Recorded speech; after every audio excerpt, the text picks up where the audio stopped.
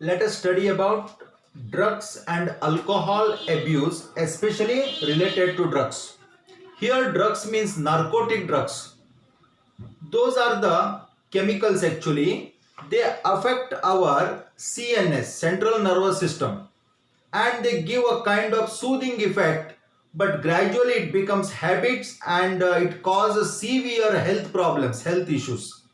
And those drugs, they are extracted from plants. Here are three groups of drugs. One is opioids. Second group is cannabinoids.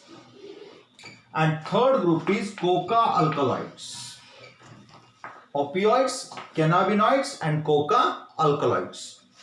Opioids, it is also called as heroin or smack. Heroin or smack is another name for opioid group of drugs.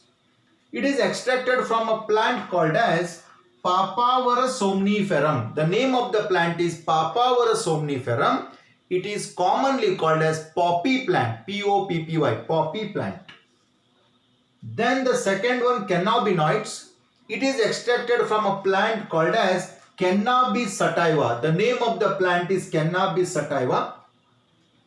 The various part of the plant, inflorescence, flower, top, leaf, etc. It is mixed in various combination to give various product like charas, ganja, hashish, like this, and that all those products come under the category of cannabinoids. One more specialty of cannabinoids, these are abused by sports persons. Sports person, especially athletes and all that, they consume this so that they get temporarily, they get extra stamina. Okay, but it is illegal.